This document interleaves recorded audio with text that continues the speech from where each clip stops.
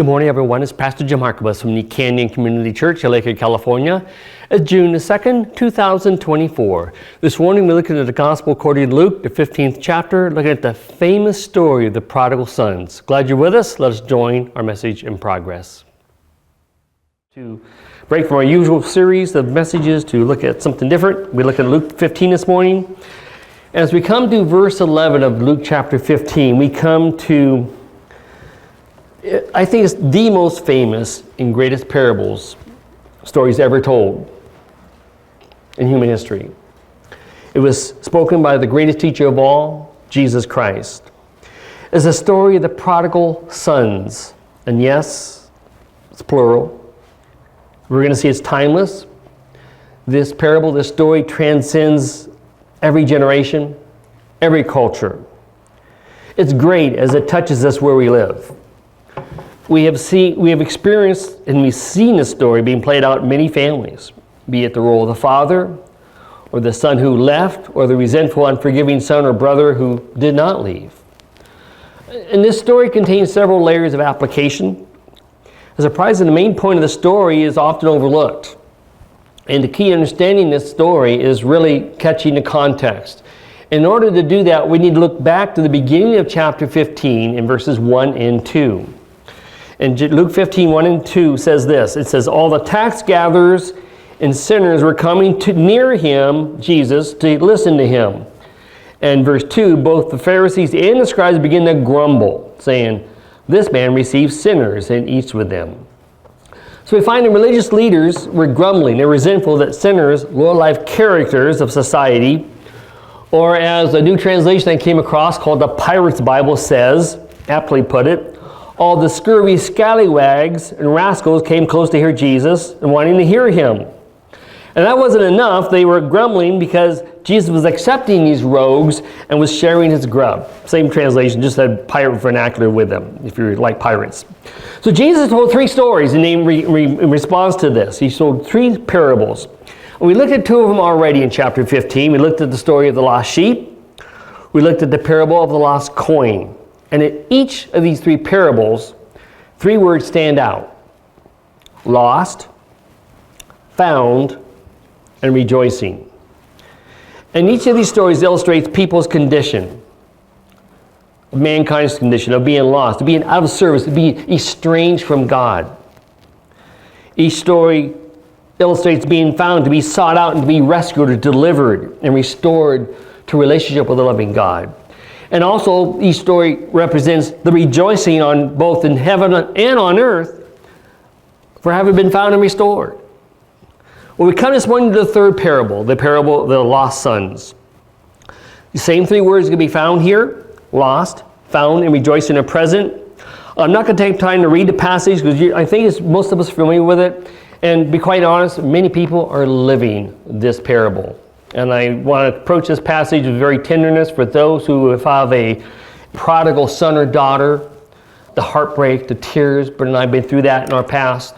Is difficult. And we come with great sensitivity, hopefully give you some encouragement, some insights from this passage that Jesus told. Verse 11, Luke 15:11 says, and he said, meaning Jesus said, a man had two sons. Immediately our Lord begins to paint the background of the story. He had a father with two sons. The picture of God, the father of a home, a relationship. A home is not a house. A house is a place where people put stuff. But a home is where the heart is, where people feel safe and they're connected. That's a home. And two sons. And we find in verse 12 that the younger of them said to his father, Father, give me the share of the estate that falls to me. So he divided his wealth between them. Now the share of the estate in Jewish culture dictated that the eldest son got 2/3 of the estate, of the inheritance. And any other remaining sons got up to 1/3 of the others, what was left. So the oldest son got 2/3, the younger one or more, up to as much as 1/3. And so the estate was normally divided after the death of the father.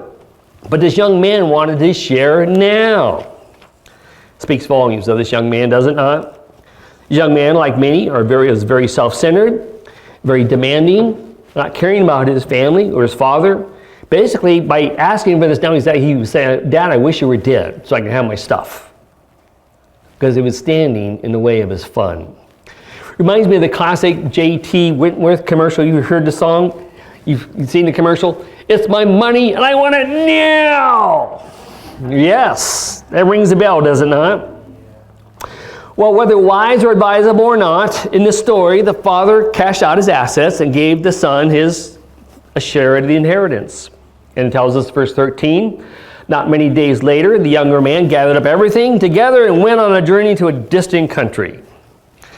Perhaps the boy went to the east side of the Sea of Galilee. If he lived on the west side of Galilee, it was part of the Jewish land, but on the east side was where he had the Decapolis, the 10 Roman cities.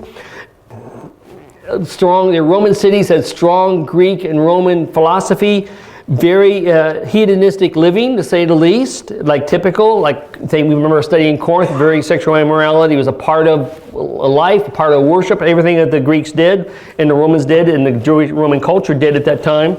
So he's going to go there. You know, it's amazing how, especially people live in a country, I want to go have fun. And so they go to the city because there's more people, there's more sinning going on, to be quite honest. And so there's more things. The lights never shut off. And so he went to the Las Vegas of Galilee, where the party never ends. And the New Living Translation puts it very well. It says, a few days later, the younger man packed up all his belongings and moved to a distant land where he wasted all his money in wild living. No moral restraints. He could live as he pleased, answerable to no one. And are many or not nice today? If I can only be free to do what I want, to live for me, it's about me, myself, and I. And it says there he squandered his estate with loose living. The young man did not invest the money. He didn't get a job or start a business. He just spent it like a truly drunken sailor would. Navy time was all people coming ashore. The sailors had their money, got payday. They spent it all one night on wine, women, and song. Came back broke, and they had to borrow more money just for the next night. It was just crazy. People didn't plan for the future. Wild living, you can party time, hotels, friends, wine, pay for sex, prostitutes, as I mentioned in verse 30. So he squandered it all. Verse 14 says, when he had spent everything, a severe famine occurred in that country, and it began to be impoverished. Much to say about this. The Bible talks a lot about finances. Actually, the second most, other than salvation, the Bible talks a lot about money and biblical finances. And so the reality is, financial downtimes do occur. They happen.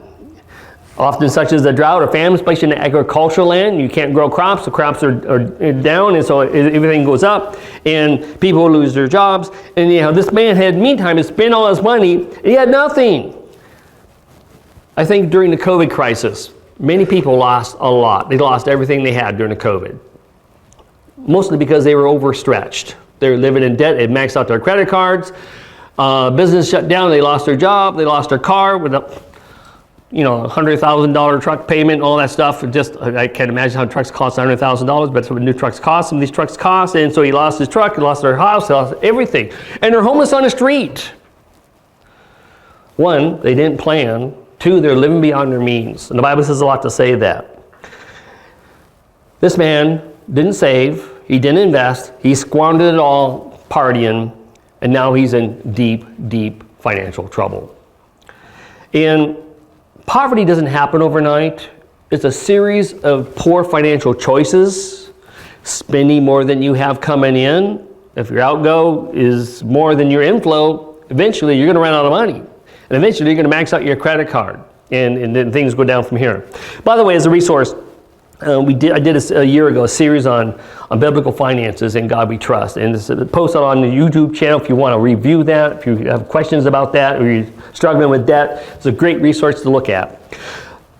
Hard times will come. Recessions come, economic downturns come, the son's money was soon gone, no job, no savings.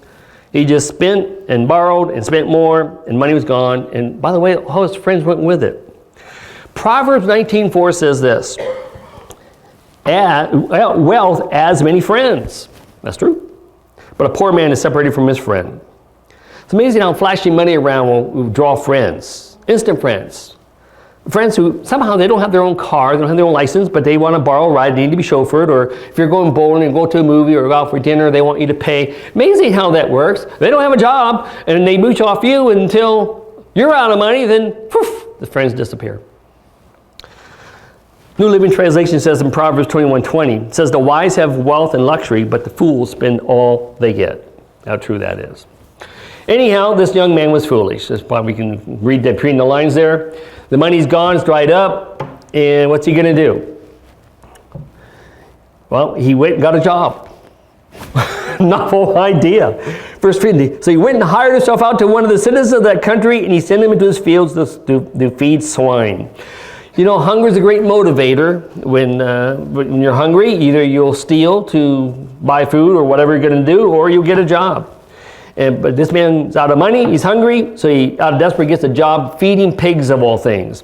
Now you got to understand, this is likely his first job ever, because he was a son of a man who had some wealth. Eventually he cashed out his inheritance for this young man.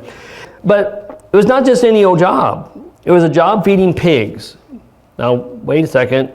It's a Jewish boy feeding pigs.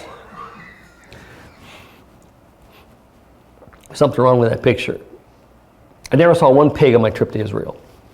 There's no pigs. There's no pork. You like sausage, you like pork, there's none to be had in bacon. You like bacon, I love bacon, there's none to be had in Israel. Just saying that. For a Jewish man to be around pigs, they were considered ceremonially unclean, much less live among them and consider eating their food, which humans can't even digest. He was a desperate young man. He was at the low of the lows. And in regard to that, he was a Jewish young man, but he had forsaken his faith. And how many young Christian adults may have been raised in a Christian family, may have a Christian upbringing, they choose to chase this world's fleeting pleasures.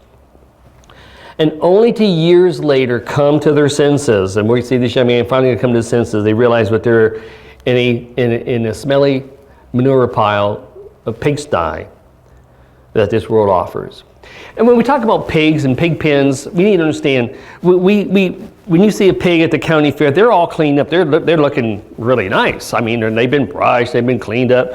If you go visit a pigsty, those who've been in farming, you're around pigs and cows, you know you're getting close to one because there is a indelible stench that arises. Because anytime you're around livestock, horses, cows, and pigs, you have dirt, yes, you have water, yes, but it's also, they don't wear diapers. So it's manure in the mud that he's rolling around in. And it's a picture of the world. It's gross. It really is gross. It's not pleasant. And so this man is so low in his life that here he is, hanging out with pigs in a pigsty, and even considering their feed.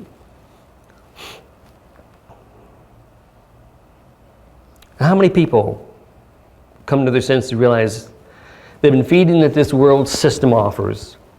They are broken, they're destitute, spiritually, physically, financially, and just what happened to my dream?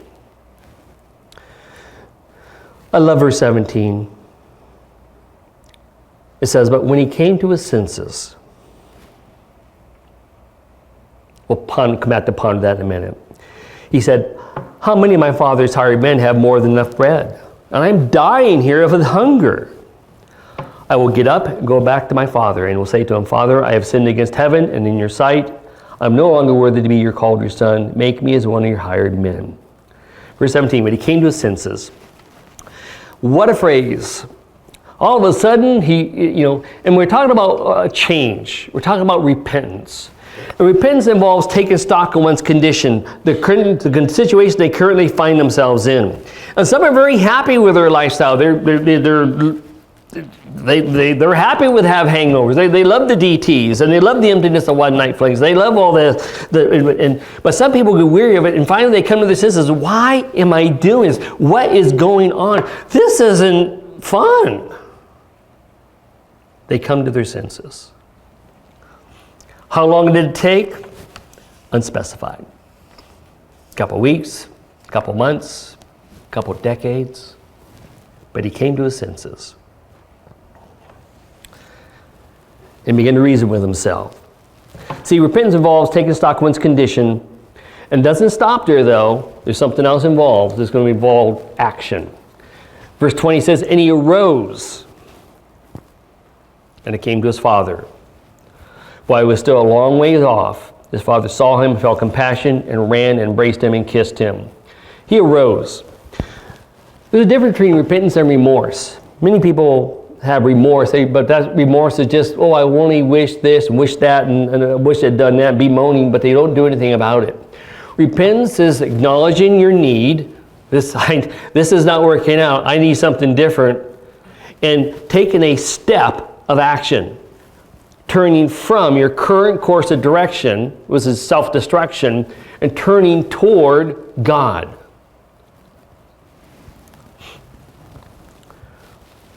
And he arose and came to his father. I want to do a little side study here. Because he came to his senses. We don't know how long it took. And people say, well, what about a person who, a Christian who was walking a Christian life, all of a sudden they've gone off the rails and gone off into the world? Does it happen? Yes. What does that mean? Will they remain in that sin? If they're a child of God, no, they will not. See, we're going to understand from this story that a true son or daughter will eventually return home. They will repent. Don't know when. It's not yet specified, but they will repent. But what about those who do not repent? And they go off the track and they never till the day they die repent? That's a good question. And that's where the classic story told by J. Vernon McGee comes to play. See, you have the prodigal son. There's also the story of the prodigal pig. Please look with me to 2 Peter chapter 2. I can't tell one story without telling the other. Because it does answer some questions for us. Not questions meaning if you really like the answers, but it does reveal some things. 2 Peter chapter 2, verse 20. It says, I'll give you a chance to get there. 2 Peter chapter 2, verse 20.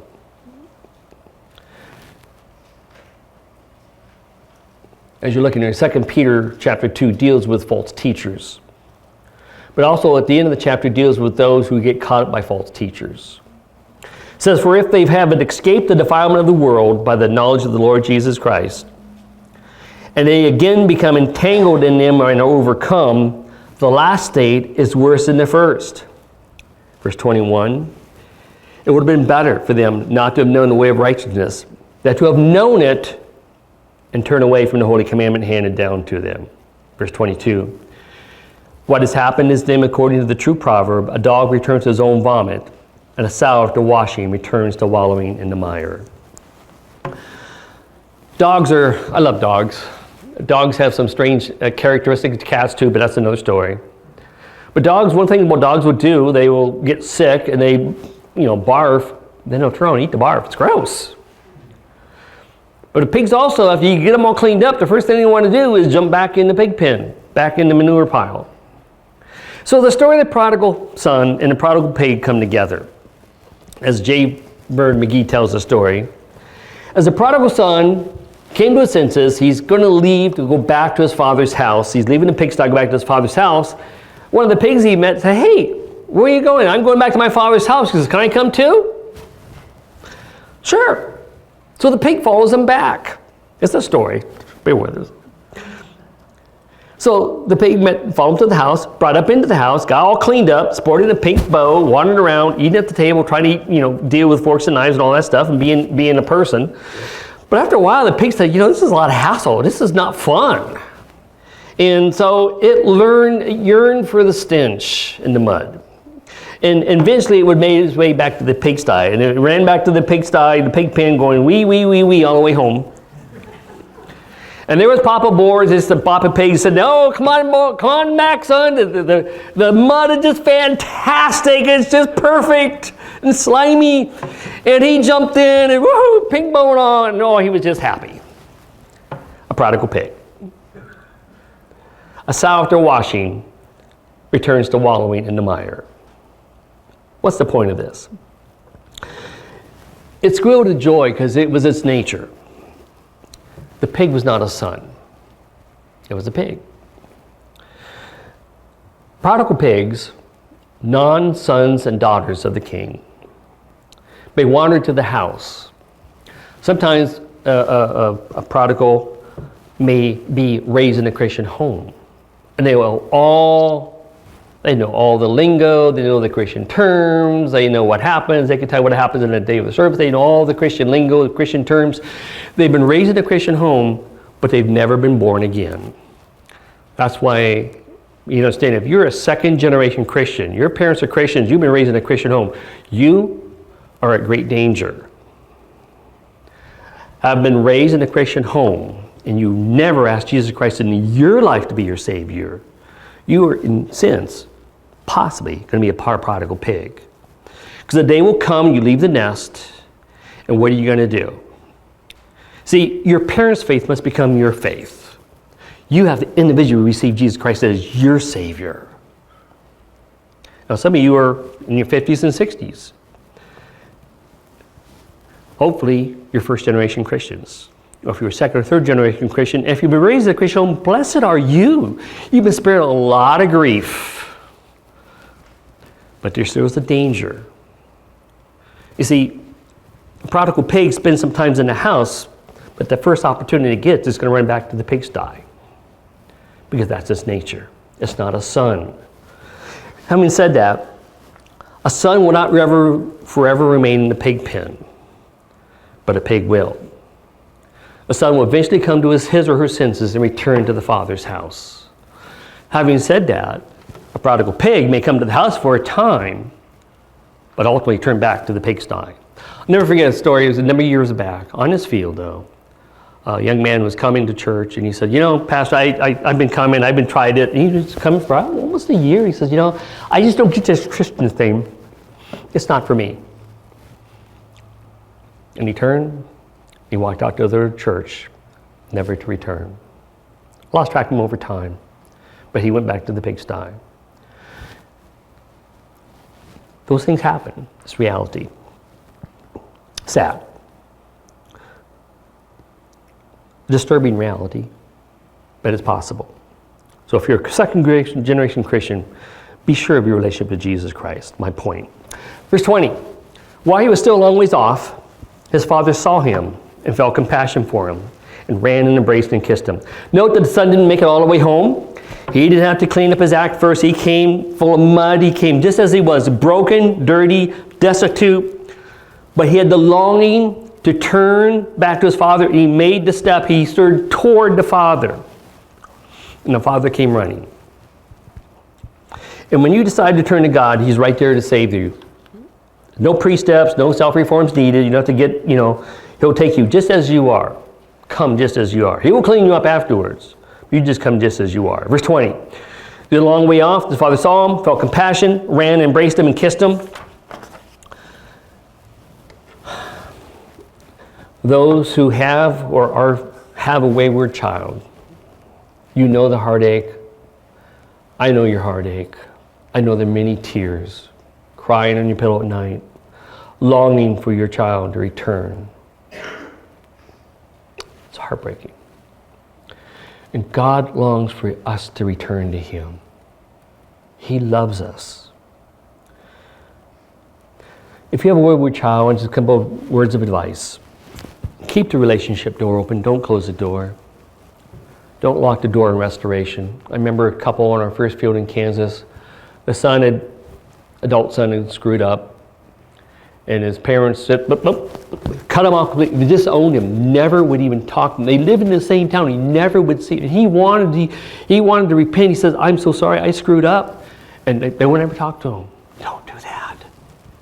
Keep the door open of communication. Not to enable wayward behavior, not be a walking ATM, but they're really repentant. They're really ready to change. They're ready to receive them and help them. They need to get off drugs, send them to rehab, that's one thing. But just give them money so they can continue their lifestyle, that's a whole other ball game. But anyhow, the day came, the father saw this figure in the distance, walking toward him, a long ways off. Was it him? He said the Father had been looking every single day, looking up in the horizon. Was that his shuffle? Was that my son? He ran to his son, embraced him, and kissed him. And said to him, Father, verse 21, Father, I have sinned against both heaven and you. I have no longer worthy to be called your son. The son was confessing. He acknowledged that he had messed up. He had messed up with God. He had messed up in his faith. He had messed up with the Father. He was wanting to repent. He wanted to get things right. And the Father interrupted his canned speech. He says, quick, bring the finest robe in the house, put it on him. In fact, the finest robe, the robe that the Father wore. Get a ring for his finger, which indicates sonship, and sandals for his feet. Kill the calf we've been fattening for the pen. We must celebrate with a feast. For this son of mine is dead and is now returned. Catch this. He was lost, but now he is found. So the party began. Lost, found, rejoicing. Those three themes in this story, like in the other two stories we looked at. Well, the story ends up well. That's in the story, right? No? What? There's more to it? It's not the end? Someone was not happy? How can this be? Verse 25. And really we come down to the crux of this parable. It was dealing with the other son, who was also a prodigal son. That's why I said the parable of the prodigal sons, plural. Verse 25.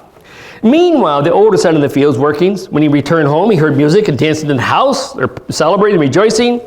He asked one of the servants, what's going on? He says, your brother's back. He said, and the servant said, your father has killed the calf we were fattening and prepared a great feast. They were celebrating because of his safe return. Verse 28, and the older brother was angry and would not go in. His father came out and begged him. But he replied, all these years I have worked hard for you. I never once refused to do a single thing you asked me to do. And all that time you never gave me even one goat for a feast of my friends. Yet when this son of yours, not his brother, your son of yours, see, he disowned his brother, comes back after squandering your money on prostitutes, you celebrate by killing the fattest calf we have. As you look through his words, you see some issues here, some sinful attitudes. He had a self-righteous attitude. He denounced the sin of his brother, rightfully so, but he did not see his own selfish pride, because as soon as you start looking down on others, you're elevating yourself. It's like playing, remember that teeter-totter thing? If you're putting someone else down, you're trying to lift yourself up, make yourself look good. He was suffering from self-righteousness. And just like the Pharisees in the story that Jesus was talking to the Pharisees, the older son defined sin in terms of outward behavior, but not with the inward attitudes. They were upset with the scallywags, scurvy scallywags and rascals in their sinful behavior, and they were sinful behavior, but they were coming to Jesus, he was accepting him, but they did not realize the selfish righteousness and pride that they had. And they were resentful and bitter. Second observation, the older son's disrespect toward his father. He had served his father, but not with a willing heart. He had longed for a party with his friends, but he never even bothered asking. See, his work wasn't a labor of love, but of duty, and again, self-pride. And just like the Pharisees, the older son disrespected the father. He wouldn't even go into the house. With great disrespect to the father. Just like the Pharisee was disrespecting God the Father by rejecting Jesus and complaining about sinners coming to God. A third observation of the older son is lack of love and lack of concern for his brother. He violated a great commandment, which is to love the Lord your God with all your heart, all your soul, and all your mind, and love your neighbor as yourself. He forgot about the second part. Like the Pharisees, the older son refused to rejoice that his brother who was lost was found, having repented and come to the Father. Thus he himself was lost and also in need of repentance. So the second son was also a prodigal son, even though he never left home. No outward misbehavior, but inward. A lot of self-pride, a lot of, I'm better than everyone else. I'm more spiritual, whatever it is. Let's look at 1 Peter chapter 5. 1 Peter chapter 5 for a moment. And a couple more scriptures and we'll close. 1 Peter chapter 5. Peter writes in 1 Peter chapter 5, verse 5. He says, "You younger men, likewise, be subject to your elders, and all of you, young, old, men, women, clothe yourselves with pride." Your Bible say that? Mine doesn't either. So clothe yourself with humility toward one each other. In other words, don't be lifting yourself up thinking you're better than else. The ground is level at the foot of the cross. Clothe yourself with humility toward each other, for God is opposed to the proud, but He gives grace to the humble. Therefore, humble yourselves before the mighty hand of God, that He may exalt you at the proper time. We have two sons, two prodigal sons. One had left for the greener grass that turned brown. He wasted adherence on wild living. He repented and returned. The other prodigal son had not left, but he was a prodigal nonetheless. He was useless, wasted. One son repented, came back to the father. The other son, we don't know what the Bible doesn't say what happened. The story ends off there. Did he repent too? Or did he continue to be estranged from his father?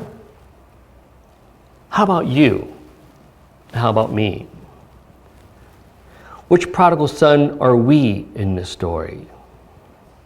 The reality is we all sin. We not be out on Saturday night hooting and hollering with the owls. But still, there's sin. It may not be outward, but it's more inward, of pride, or of self-sufficiency, or of whatever. Close with 1 John 1, verse 8, 9, and 10.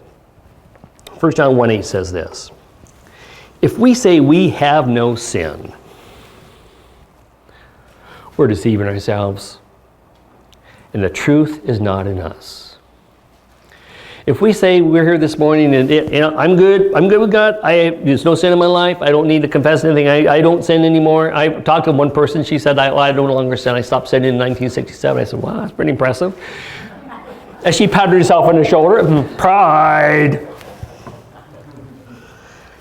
If we say we have no sin, we're deceiving ourselves. And sin is that way. It deceives us, just how bad we really are. We all need God's grace. And that grace is that undeserved, unmerited favor that God gives. It says, "For by grace are you saved through faith, not of yourselves. It is a gift of God, not of works, lest any man should boast." Ephesians 2, 8, and 9. 1 John 1, 9 says, "If we confess our sins, acknowledge God, with God, if we confess our sins, He is faithful and righteous to forgive us our sins and to cleanse us from all unrighteousness." But we have to confess it. We have to acknowledge that we're sinners. Verse 10, "So if we say we have not sinned, we're calling God a liar, and His word is not in us." All of us need to acknowledge our sin before God. We all need to confess our sin. Say, "Lord, I'm a sinner. Please forgive me. I'm sorry for being angry. I'm sorry for using, speech I shouldn't have used. I'm sorry for my actions." To repent. To turn from doing this one, turning back to God. Just a step of turning around and not even taking a step. No preconditions needed. Come as you are, but to receive Jesus Christ as your Savior. The story of the prodigal sons. And using the Pilate vernacular again, the lingo, isn't it time for us to stop being scurvy scallywags? Come to our senses and turn back to God. Understand, God the Father loves us. He loves you. And He eagerly desires for you to come to Him. 2 Peter chapter 3, verse 9 says, "The Lord is not willing, not so about His promise, but He's not willing for any to perish, but all to come to repentance." But we all need to turn to Him and ask Him to forgive us for our sin, for our attitudes, of our lack of love, our lack of compassion for our fellow brother, our lack of desiring to want to have a relationship with God. Acknowledge it. Say, "I'm sorry, Lord. I've sinned. Please forgive me." If you've never asked Jesus Christ in your life to be your Savior, I encourage you, be certain in your relationship. be certain you've asked Jesus in your life to be your Savior. Not just the Savior of the world, but to forgive you of your sins. Believe in He's God's Son. He died on the cross for your sins and for mine. He rose again from the dead for your sins and for mine.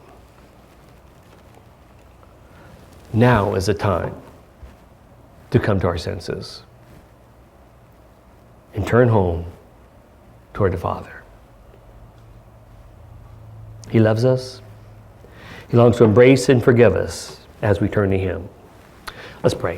Father, we just thank you for this story. It touches many people's hearts. For some, it may be opening a wound. I pray your healing there. For some who are dealing with a prodigal son or daughter. But Lord, truth be known, we're all prodigals. Some of us are more outright about it, on the outward behavior. Some are just prodigals on the inside. Just like the Pharisees were.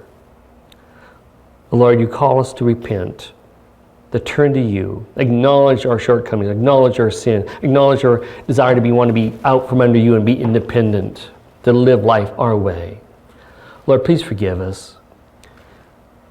And we thank you for the promise of the Word of God. If we confess our sins, He is faithful and just to forgive our sins and to cleanse us from all unrighteousness.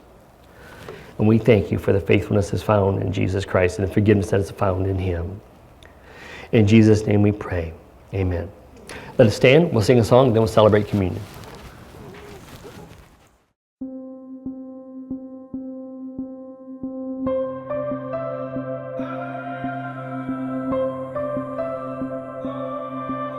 If I were you, I would have given up on me by now. I would have labeled me a lost cause, 'cause I feel just like a lost cause. If I were you, I would have turned around and walked away. I would have labeled me beyond repair, 'cause I feel like I'm beyond repair. Oh, but somehow you don't see me like I do. Somehow you're still here. You're the God who stays. You're the God who stays.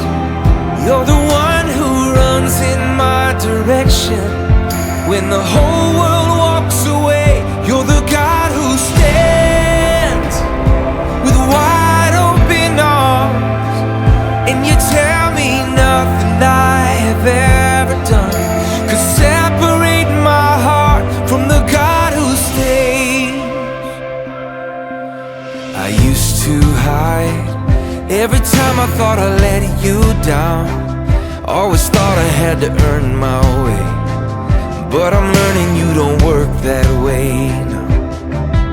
'Cause somehow you don't see me like I do. Somehow you're still here. You're the God who stays. You're the God who stays. You're the one who runs in my direction when the whole world walks away.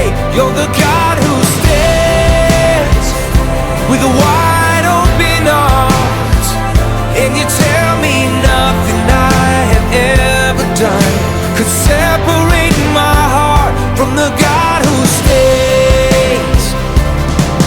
My shame can't separate, my guilt can't separate, my past can't separate. I'm yours forever. My sin can't separate, my scars can't separate, my failures can't separate. I'm yours forever. No enemy can separate, no power of hell can take away.